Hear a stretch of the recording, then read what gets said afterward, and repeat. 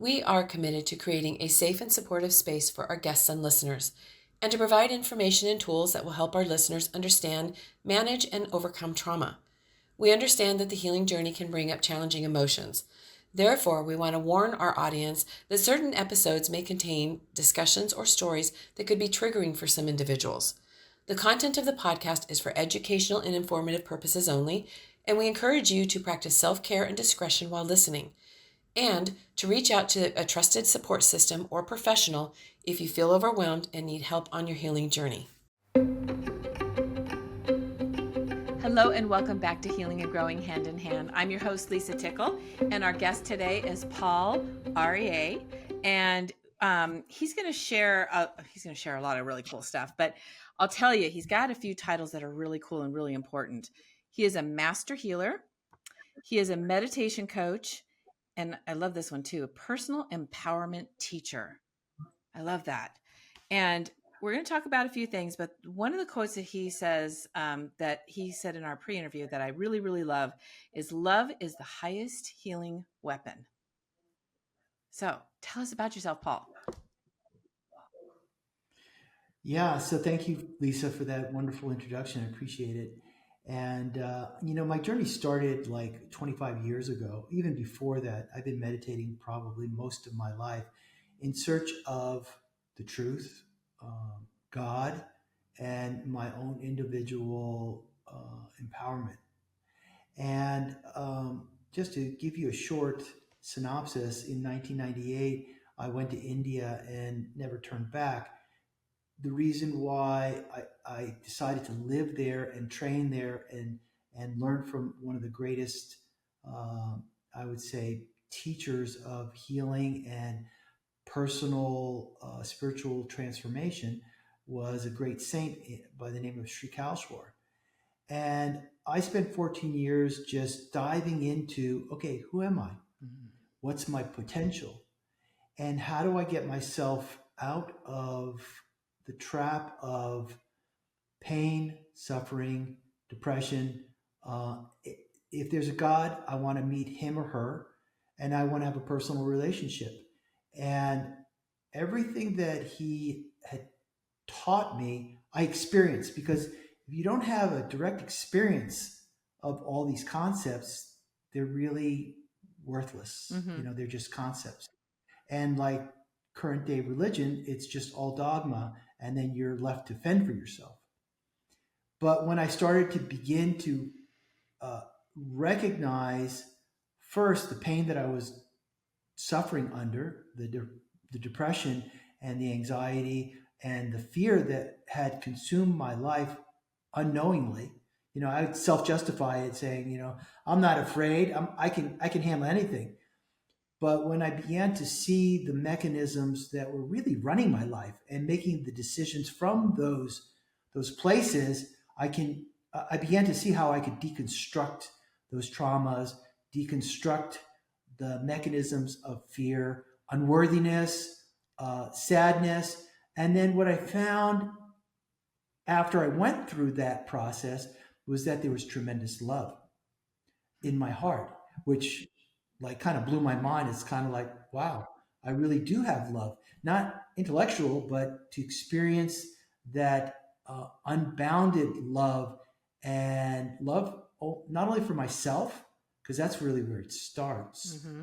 is you have love for yourself. And then when you have love and compassion for yourself, it translates to other people. Yep. Right? Yeah. It's like you kind of got everything else out of the way in your, within you, so that that love could finally blossom, right? Right. I mean, let's face it, there are no silver bullets. I don't care what anyone says. You can take as many um, drugs as you want. You can self medicate as much as you want. You can take as many ketamine infusions as you want. If the issues aren't addressed vibrationally and you begin to deconstruct, eh, deconstruct means to let go, to surrender, to release, to decharge. Those things which are lay on top of who you are automatically it's a no-brainer as you release traumas, pains, memories. It's not even the memories, it's the energetic vibration that we still hold on to our subtle body, our physical body, and our mental state of being. Then we can't heal. Hmm. And healing is just a acronym for being in harmony with the nature, being in harmony with God's love. Mm. Because your soul, I mean, your soul came into being, but where did it come from? Hmm. If we had like, you were born out of your mother, your physical body was born out of your mother, but your soul, similarly on the macrocosm level, was given birth from the mother who had union with the father. So there's a divine component to the human soul and human structure that's pretty phenomenal when you really begin to access it and experience it directly. And, unfortunately, in today's world, we're taught to hate ourselves. I know. And it truly is. It's really a programming Hmm. that I think that the mechanism of that is a bigger topic. But we're taught that we're not worthy, Hmm. we're not whole, We're not good enough. we're not capable of love. That's really at the foundation of a lot of what society programs us into believing, and it's completely opposite of spirituality. Yeah. Yeah. I know that is a real struggle. And then it doesn't help with all the social media and everything that we see, that just adds to that as well and makes us hate ourselves even more. We're never going to be good enough. We're never going to look good enough. And it perpetuates. Um, yeah. That's a whole nother And the subject, message, right? and the whole other subject, but the importance of that is that everything's linked to love. Hmm. If you take a look at it, Lisa, it's like you're not loved if your body doesn't look a certain Right. way. That means from externally being found attractive, and more importantly is loving yourself. Hmm. Like your body's not okay the way it is. You were born into the wrong gender.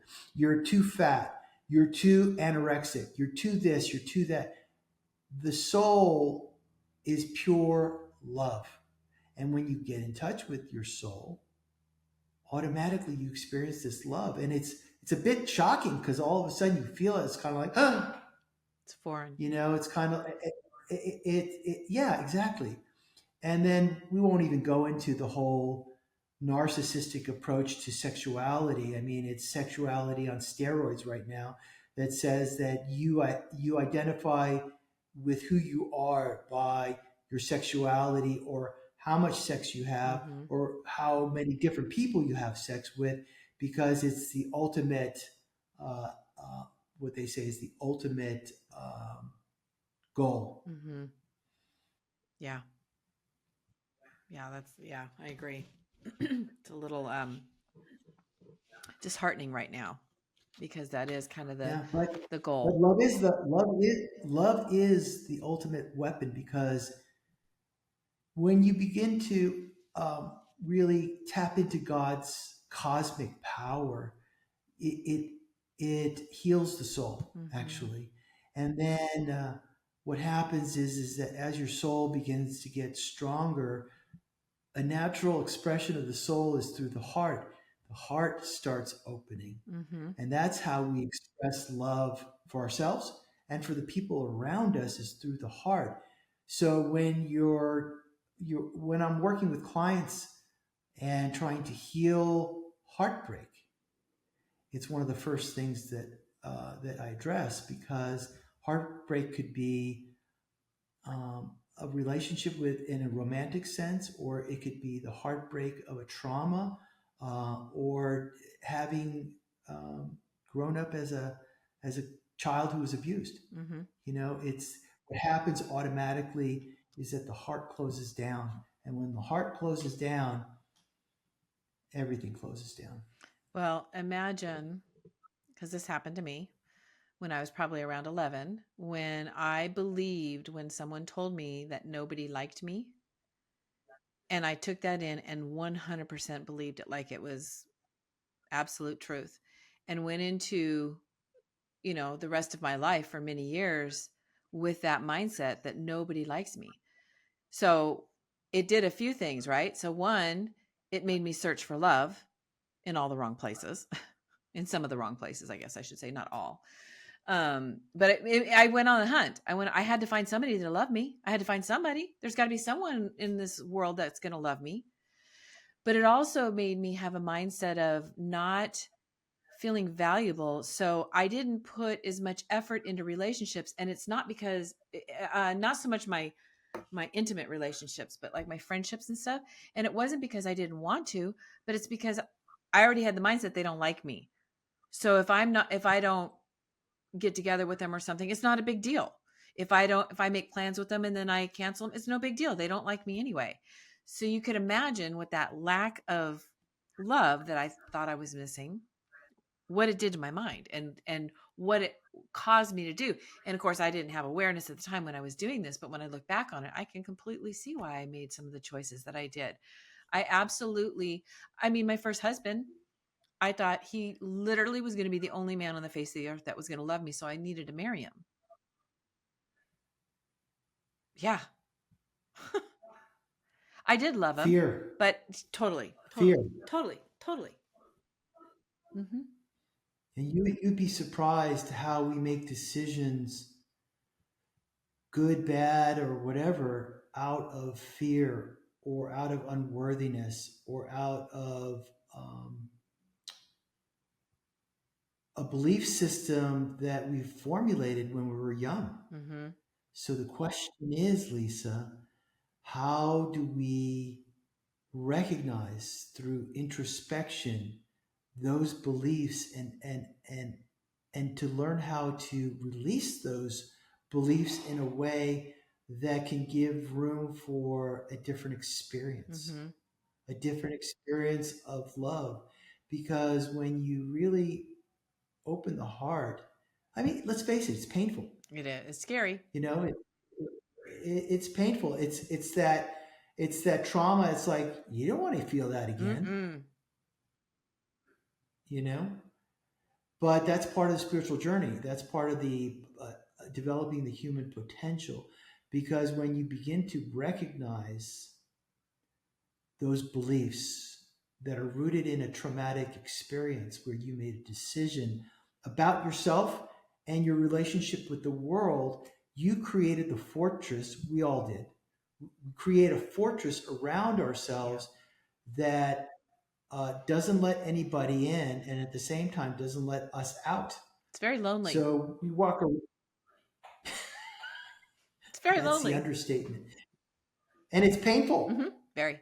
It's painful because not only my experience was that I kept people at bay unconsciously Yes.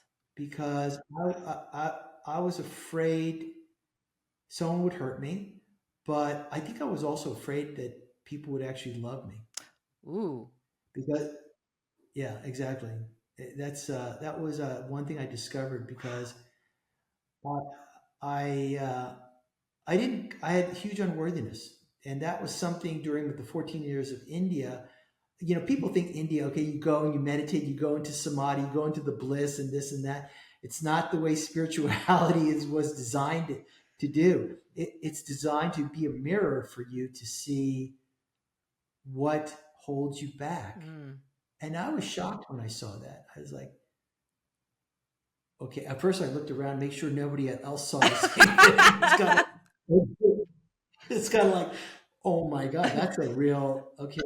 I don't let people in because, and I could, you know, it's easy to see the memories that got triggered that feeling or that sense of aloneness, and really it comes from pain, a painful experience, and the loss of trust.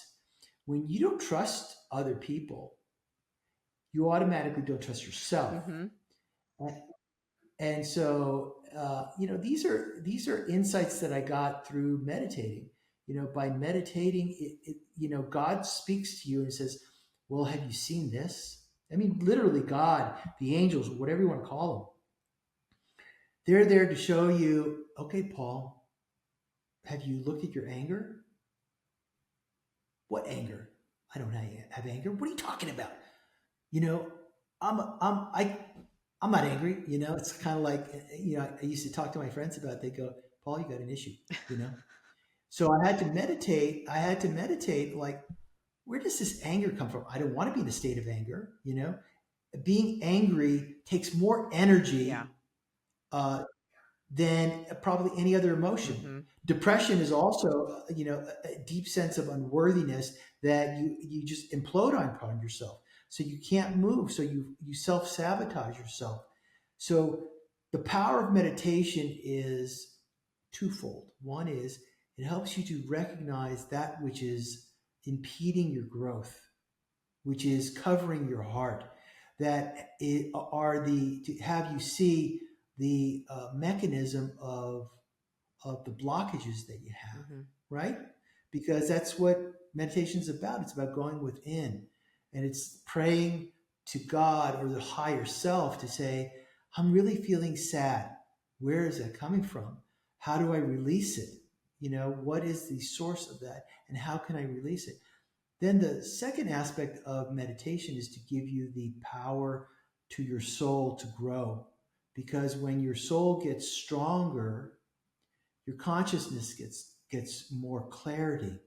And then you start recognizing, like I did, like, man, I expend a lot of energy on being angry. Mm. And it wasn't helping anybody. And it was really, and I saw how anger was really hurting myself because I was holding on to this energy, this vibration, and projecting it on a person. It wasn't good for that person, and it wasn't good for me to hold on to that anger, because those vibrations, in your whole auric field, just turns everything dark. Mm-hmm. Mm-hmm. You know what I'm saying? So then the question is, well, how do I let go of that? How do I heal that? Yeah. How do I release it? How do I Because that's really what healing is all about. Mm-hmm. Yeah. Releasing. That's a good Because word. Mm-hmm. it's releasing. I mean, how do people regain their power that were traumatized when they were 11 years old and they're a grown adult now, but their actions are not nurturing themselves, Mm-hmm. and they're just, everybody yearns for love, to receive it from another human being, Yeah. in a one-on-one relationship, but also feeling love for yourself, that you're okay. And if you made a mistake or something happened, to forgive. The power of forgiveness is, in the spiritual path, is it is the first step to healing, because um, without let forgiving means to really acknowledge the truth, but to release the poison. Right. Right. It does not mean that what that person did to you is okay or you're dismissing it. It is, I know forgiveness for me is 100% to help me. It has nothing to do with them. It keeps me from becoming resentful and bitter. Right, because the person who hurt you is no longer there. Right. Right. You're walking around angry all the time and they're clueless.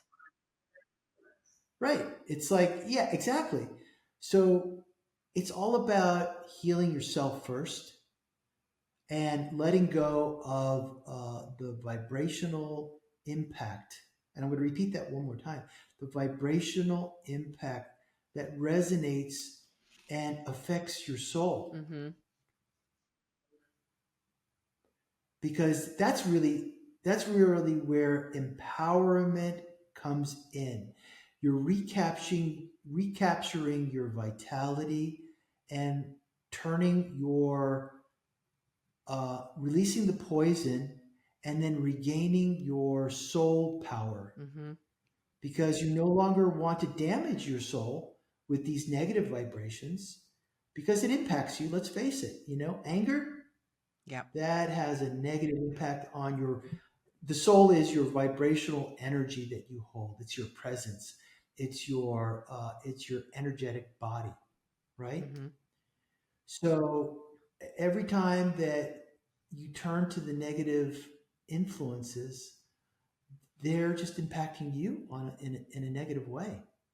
And it can even go physical. I mean, it's anger is physically hard on you.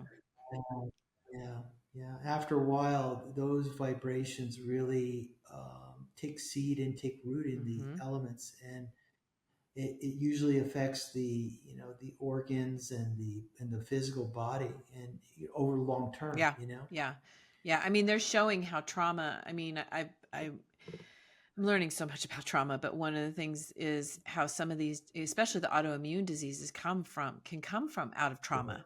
And it makes sense when you're right. putting your body under that much amount of stress for that long of time, it's going to take its toll on your body. Yeah, and just think about what your body is experiencing. Your body is saying to itself, we're under attack." Yeah. And it You know, responds. It's there. responding as though you're always under attack. Right, exactly. So there are two components to that. One is the stress. The second is the inflammation that it Mm-hmm. causes, right? Yep. Because it caused most of the causes of diseases are increased heightened cortisol and increased inflammation in your system. Yes. So all your five elements are out of balance, and so your body's trying to put itself back into balance. Yeah. The earth element, the fire element, the water element, the air element, the ether element, all those things.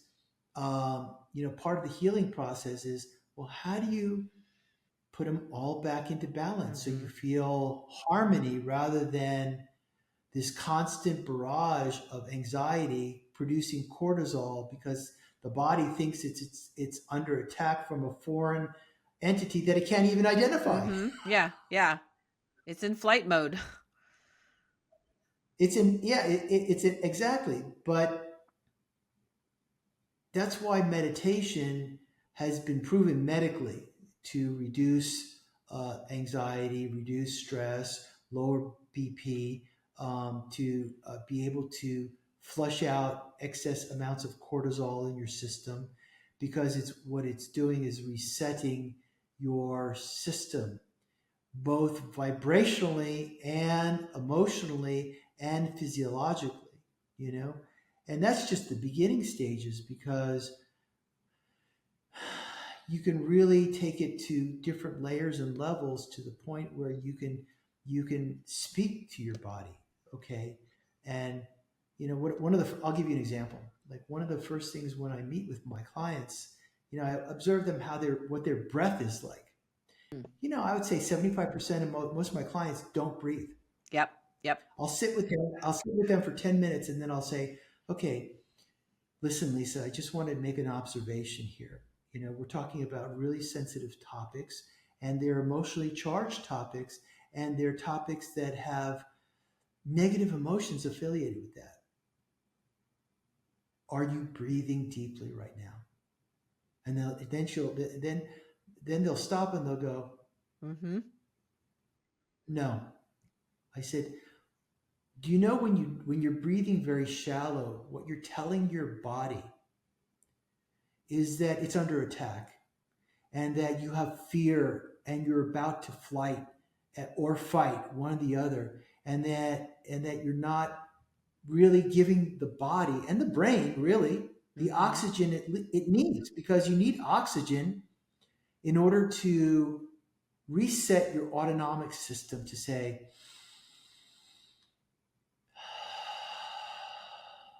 when you breathe deeply, you're telling your body, hey, there's nothing to be afraid of. We're safe.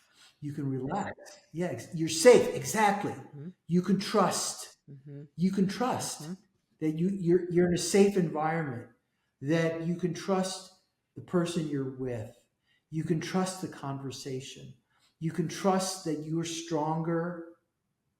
You're able to handle any negative vibration in the moment. And then once you experience that, that's powerful. Mm-hmm. Once you experience it, like, all of a sudden it's like, wow, it's like I didn't really even notice that. Yep. because it's all unconscious. So it's tools like this. There are other tools that we have. I encourage people to go through a regimen of connecting with nature. Yeah. You know, we're just disconnected from nature, and nature's the biggest healer that Right. you can really. I mean, you can, without your notice, if you walk into nature, automatically you'll release the toxins and you'll let go of the stress.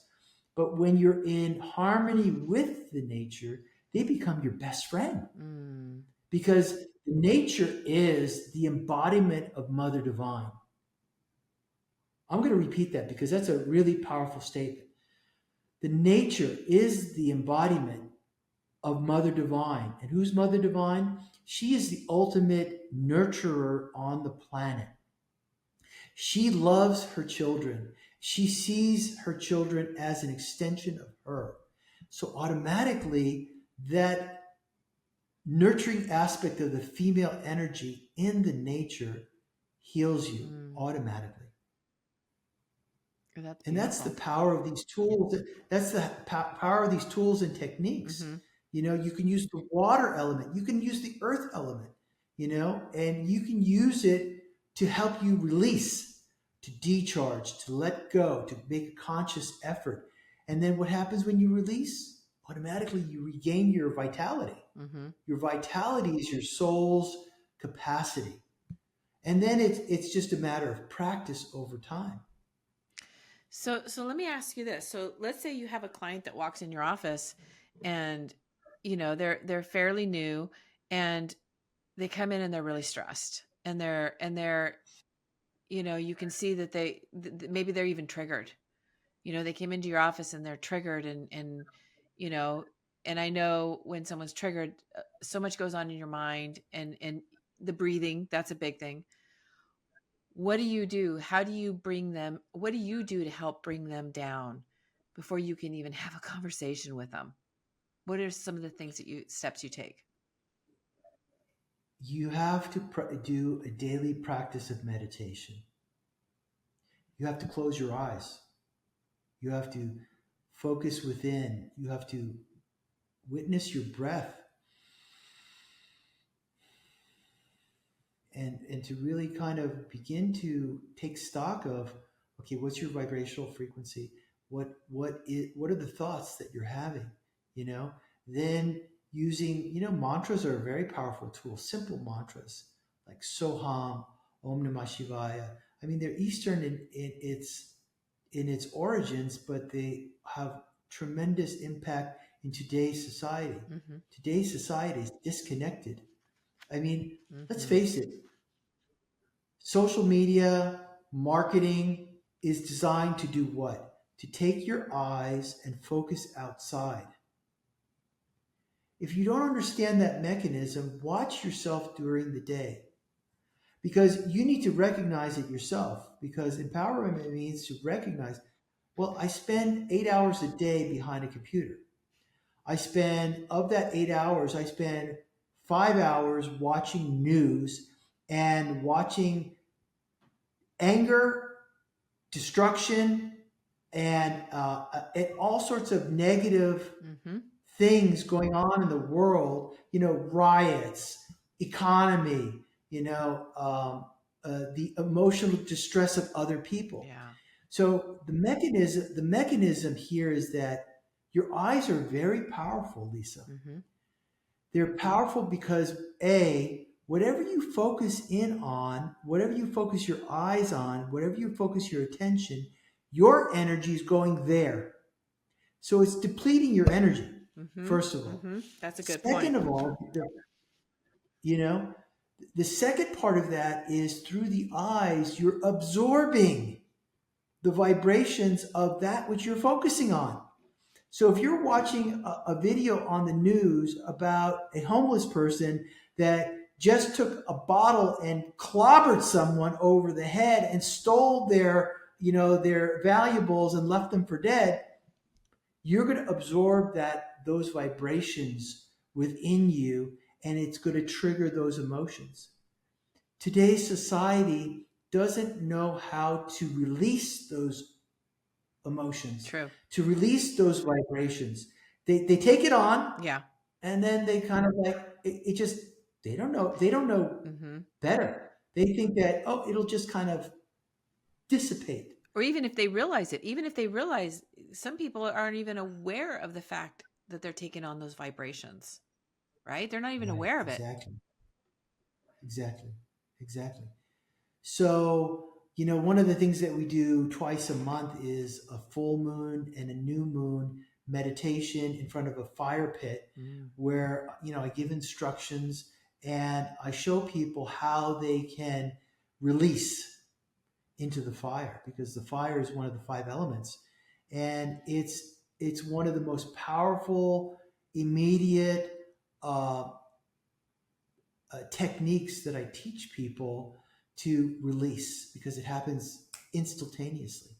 So usually when they come, they're oftentimes very tense, very um, preoccupied with the problems, the issues, the stress of the day. And then by the end of the fire meditation or the fire ceremony, they feel lighter. And it's like new to them, because it's like the stress and the anxiety from a day-to-day existence is the new norm. Mm-hmm. Yeah. It's like this is the way I am. This is the way life is. Deal with it. And they don't know the alternative. But once they recognize the alternatives, and they realize that, wow, my mind has calmed down. The chatter of my mind that just sucks the energy out of me is quiet. They don't have the levels of fear and tension Mm-hmm. that they had coming into the fire element. So I teach people how to release through the power of the elements. Even the most simplest thing is like taking a shower can be very empowering. Because we just take a shower because we think, oh, let's just clean off our body, but energetically, the power of the water element is tremendous. Hmm. Just think about it, Lisa. Your body contains how much water? Yeah. Isn't it like 80? Aren't we like 80% water or something? Yeah. Right, right, Yeah. right. That makes sense. And if you yeah, and water is a miracle, because water holds vibrations. Mm-hmm. So when you absorb these vibrations, what happens is that those vibrations get set into the water element and the earth element in your body. Mm. Hmm. You catch, I'm you catching. I'm see that, catch. Yes. you see that. So the question is like, how do you release? Okay, go to the beach, Mm-hmm. jump into the ocean. No, I can't go to the ocean. It's cold. Yeah, yes, it is. But the benefits outweigh the negative points about it, because it's healing. Mm-hmm. Just think about it. You were in your mother's womb in a sack filled with water, Water. and water holds vibrations. Just look at Dr. Yamato uh, from Japan. He showed how words and vibrations influence the cellular structure of water through examining the structure. And there have been many studies done on how words have the effect on water molecules. So water really holds the vibrational frequency that you put into it. Mm-hmm. And so, this is part of the discussion I have with people, to understand the power of what you put in your body vibrationally. Yeah. And you have the power to transform that to release out Mm-hmm. those vibrations. That's one of the things that was really helped me in my life and really helped me in my healing journey was I was raised in chaos, and then I lived in chaos, right? And I could see that I was living in chaos at some point. And then I had to figure out how to get out of chaos. And so what I did is it started with paying attention to what I'm watching, paying attention to what I'm listening to, paying attention to what I'm saying, paying attention to what I'm thinking, all of that. But most importantly, we have made our home our sanctuary, and it's a safe place, but it is also calm. And that is also what we're careful of what we do here. And it's for us, but it's also for anybody that comes into our home. And that transition though of going from living in chaos to not living in chaos is tough. That's a tough road because you're so used to the chaos and it's uncomfortable.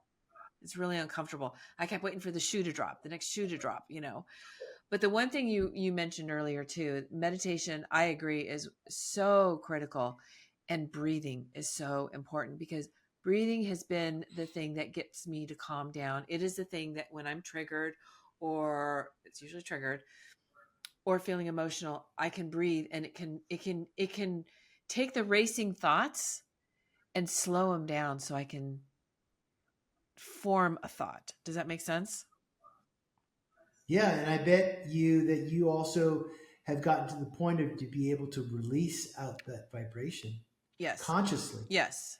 Yes. Yes. Absolutely. Because you know what it feels like, and I say this all the time. It's so funny. It's so when you're in that place, I want to crawl out of my own skin and get away from myself. It's so uncomfortable. And so I used to just live in that all the time. And I have learned how to release it because I can't anymore. I don't live like that. So then when you experience it, it's really uncomfortable. And then you're really aware and you do find ways to release. Yeah, and my observation, Lisa, is that you're very sensitive, I am. and so you feel things Yeah. more acutely than other people because you've done the work. You've made the discernment and distinction between of different vibrations, and then you've made a conscious choice, which is really what part of your greatness is, that you've made a conscious choice, like, okay, wait, that trigger, okay, got it, it's inside me, I want to crawl out, but let me see if I can't release it, let me see if I can't decharge it, let me see if I can't like let it go, so that it doesn't overpower you. Exactly. That's the problem. That's the problem with today's the younger clients that I have, is that the external chaos overpowers their internal Yes. soul capacity, you know? That's a And then I great say, way to put well, it. That's true. and so because their belief is that the external circumstances have more power than your soul capacity. Right. Exactly. And that's exactly the way it feels. And then you feel overwhelmed and you feel defeated. Well, you feel defeated because, I mean, that's where the hard work comes in. Because, like, okay, you could say this person, as an example, people come to you and they go, blah, blah, blah, blah, blah, blah, blah, blah, blah, blah, blah, blah, and they kind of like dump on you. Yeah. You know, they're all their, like, all their emotional garbage. Why? Because they'll feel better, right? And then you take on the garbage can, and it's kind of like, what do you do? I mean, I do it as a healer. You know, when I do healings, you know, people just release all that anxiety, but I guide it, but I know what to do with it. You know, most people don't know what to do with it. So if you go to work and you know you're in an environment which is toxic, toxic means like people constantly being irresponsible with their emotional states of being, and so they transfer. You know, a lot of that goes on in society. People, you know, oh, let me give you a hug. Okay, I'm just transferring my shitty day onto you. Thank you for receiving that. You Thanks. know, and it's true. Let's face it. That's what people do. You go into Whole Foods or any supermarket, and it's like you can feel the vibrations. Okay, this person's having a really bad day. Mm-hmm. You know, they'll get angry for no reason, and then they'll blame it on you, Mm-hmm. and then they'll throw their energy on you. Like, hey, man, that's my watermelon. You don't take that. I'm going to take it. You know, you go to Costco. It's like, you know, the last bits of toilet paper, and it's kind of like, I'm taking the toilet paper. No, my butt needs it more than you. They'll get in a It's kind full-on of like, fight with you. yeah, it's kind of like, you know, I mean, we laugh about it now in hindsight, Right. but in the moment there, it's like everyone's in survival. It's emotionally You know, charged. everyone's kind of, it's emotionally charged. It's tribalism. you know? And so, Yeah, that's a good way to put it. just think if, it's tribalism. It's like, I'm going to survive and you're not going to get in my way, type of thing. Or I'm having a shitty day and, since you're my coworker, I can just dump it on you Mm-hmm. like that. And Mm-hmm. they'll self-justify it. Mm-hmm. And it's immaturity and it's lack of responsibility Right. And lack of because they don't awareness. know right. And they don't know any better. Mm-hmm. Right. Right. I mean, we don't know any better. Right. They're doing what I they have, know. I have, right. And I have compassion on other people because I've been there. Mm-hmm. Yeah. So you don't feed the cycle by, contributing a Yeah. fist fight. Yeah. You like, it's like, okay, you want this toilet paper? Please take it.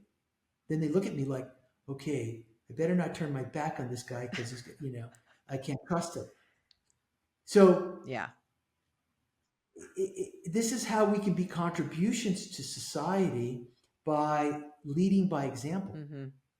you know, uh, and that's the difficulty in society. No one is willing to take the high ground because um, I think that people really have a hard time, especially politicians, because they get pulled in every which Yeah. direction, and they have to say yes to everybody, but Yeah. they have to lie to everybody at the same time. It's true. This is a great topic, I Lisa. know, This is right? just like Didn't know we were going there. really, yeah. That's funny.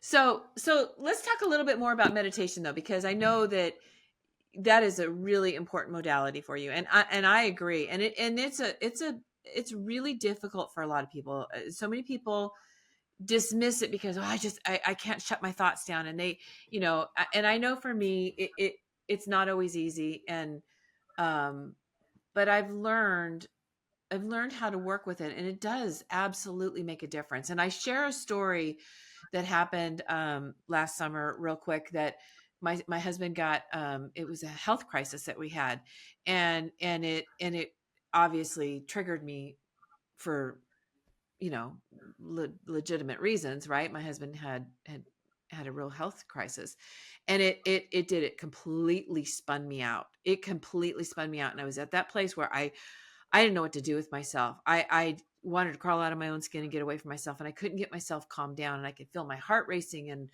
I wasn't breathing deep at all, if I was barely breathing. And I was at that place of going, I can't do this. I can't do this another minute, let alone another hour, let alone a day. And so what I did is I have a meditation app that I use, and I did a 20-minute meditation, and I thought that's going to be tough, right? Because I could tell you, you could imagine the thoughts that were going through my head, because they were the worst thoughts that you could think of. But I'm telling you, it changed me, because by the time I was done, I was so relaxed. I was calmer. I could think clearer, and all the scary thoughts that were racing through my head that I felt like I couldn't control were no more there. They weren't there anymore. And that what they Right. when they would come in, nope, nope. And what I did, and how I changed it when those thoughts would come in, I started focusing on what I wanted the outcome to look like. And that's what I focus on. And I'm telling you, between the meditation and changing what I wanted the outcome to look like, even if it didn't, but for the moment it worked for me, that was a game changer for me. Right. I think that that's a beautiful story because it really demonstrates how you handle fear. I mean, fear it's it's debilitating. It It's is. paralyzing. It is one of the number one triggers because what happens is that your whole system goes into like panic mode Mm-hmm. and survival mode. I mean, it's like the fear of losing your soulmate is that's a pretty powerful fear trigger. Yeah. But the power of meditation is vibrational because I you know I've been doing it for like at least 40 years. Um, the meditation energy is vibrations. Everything's light and vibrations. That's it. The world is created from light and vibrations. Everything from this computer to the glass of water resonates at a different vibrational Hmm. frequency. So you have to think of the meditation as a vibrational key that opens a door. That, it's not the mantra itself, it's the end of the vibrational frequency that you're tapping into. And when I say you, I mean your soul is, it's a combination of your soul, your consciousness, your mind, and the elements. So any meditation that you do vibrationally should put everything back into balance. And not only that, when you're in balance, you're able to access.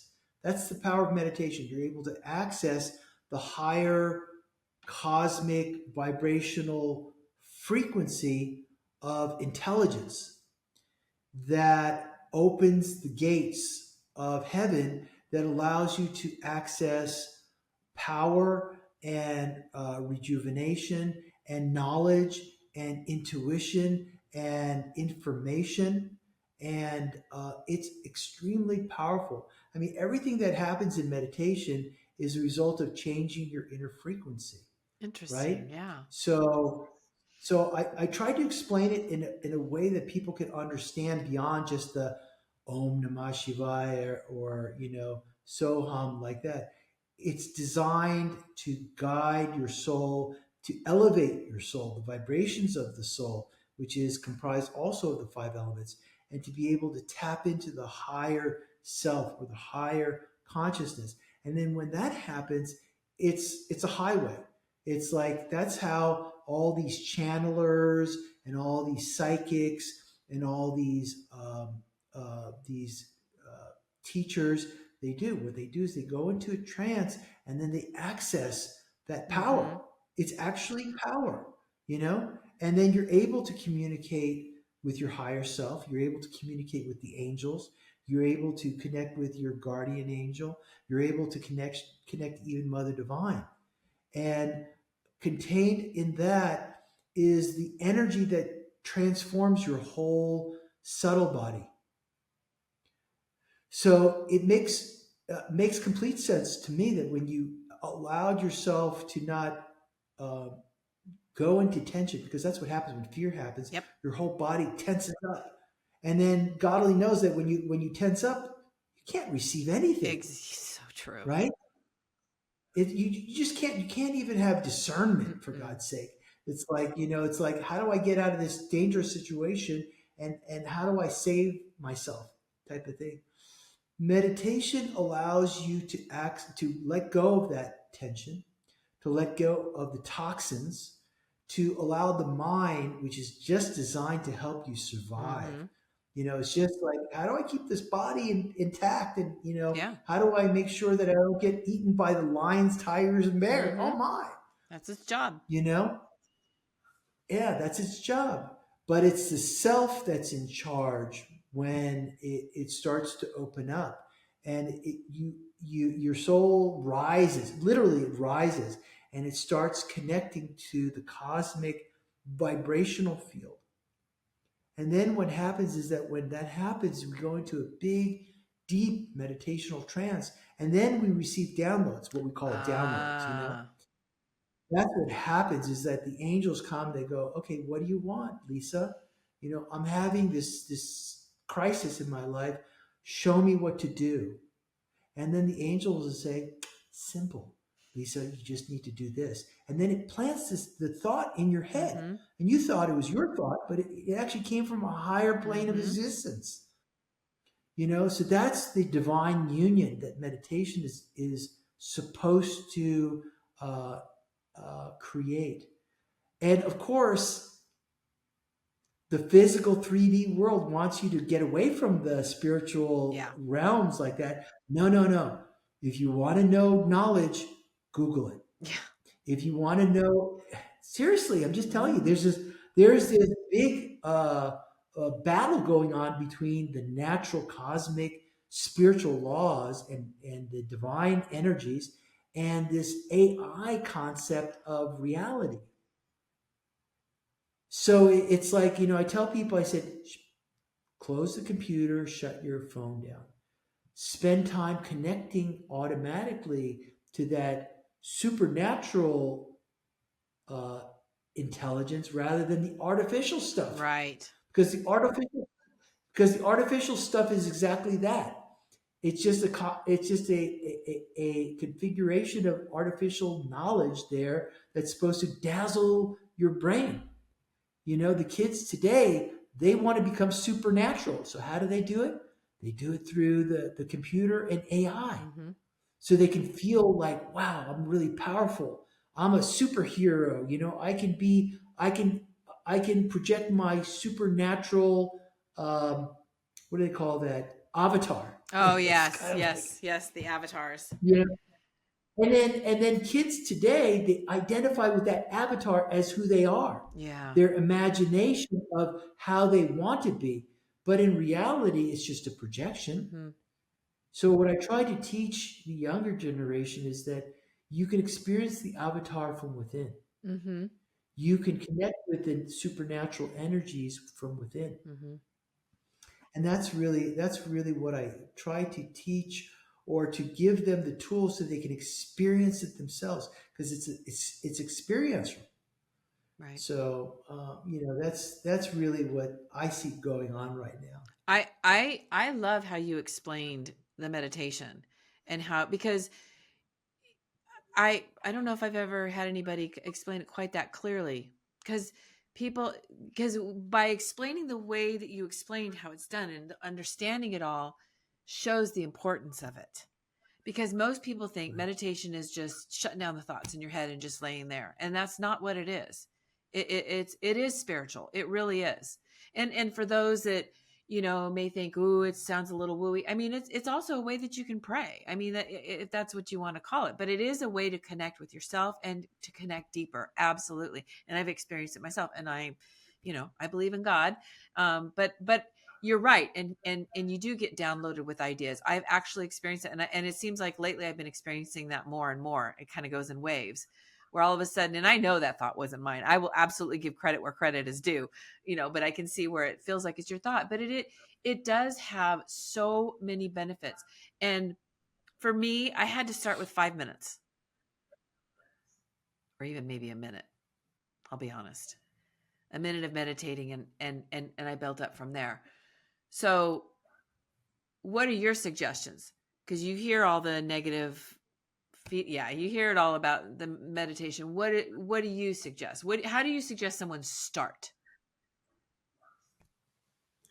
Um, just you need a little bit of guidance sometimes, because for a lot of people, they're just grappling with their thoughts. Yeah, You yeah. know, they're grappling with the thoughts, and they're grappling with the emotions that are going on with them in meditation, which is designed to quiet the mind and to release the emotional aspect of it, and to create a bigger experience. So meditation, just for the sake of meditation, is can be kind of difficult. I wanted to say that even walking in nature, Lisa, is a form of Mm-hmm. meditation. It's a walking, I agree. because what you're doing is you're communing with the nature, Mm-hmm. and you're communing with the angels found in nature. So that's why people feel so great when they go to the beach, when they walk on the beach, when they go into the forest, when they walk in the woods. They feel like amazing, because what's happening is that the nature, without their notice, is releasing out all the tension from their system automatically. It's like a magnet; it just kind of sucks it out, Mm-hmm. you know. So I recommend people to start there, so that they can start charging their vibrational frequency with something other than their computer. So going for walks is really great, Mm-hmm. because just think about it: you're getting the blood flow, you're getting the oxygen to the brain. You've got the physical movement to move the toxins from the body. You've got your tactile six senses is connecting with the sky, and the nature, the trees, the surroundings. I think that would be one of the ways that I would recommend. I love I that. also recommend, yeah, and then I also recommend people practice meditation in the mornings, Start your day. like around. You should start your day when the sun is rising, because the rays of the sun when it's rising has huge Yes. healing effects on the system. So when you Yes. sit to meditate and you feel the vibrations and the heat of the sun on the face and the body, something is happening that people aren't aware, but it's extremely powerful. The sun is really all spirituality really centers around what? The power of the sun in the whole grand scheme of things, because it's the fire element. Indirectly we're absorbing those vibrations, and it's 100% positive vibrations. So I find it funny when I look at scientists today. There's some scientists these days, they want to block the sun. Yes. It's kind of it, it's a little bit kind of hysterical, because it's kind of like, why would you want to do that? That's God's creation to the earth. That's God's creation to the plants and our whole food ecosystem. Yeah. So it doesn't make any sense. You know, So I would suggest, it's funny that you say that because my favorite walk when I go on walks is in the morning. I am such a morning person. I love watching the sunrise, and we'll take the dogs for a walk, and I purposely don't wear sunglasses. So we'll go like around 6 in the morning. So it's not super, super bright. It's not the sun blaring in my face, but I want that morning sun on me, and the fresh air, and just everything coming alive. There's something to that. And that is my favorite time to walk, is definitely in the morning. I do enjoy the evenings, but the morning, there's something about the start of the day. right, Oh, this right, has been really interesting, and I love how you explained about the meditation, because it explaining it, like I said, explaining it the way you did just shows the importance of it, and right. and the value. I mean, it's so interesting. So let me ask you this. I always ask my guests. So what do you want to leave our listeners with?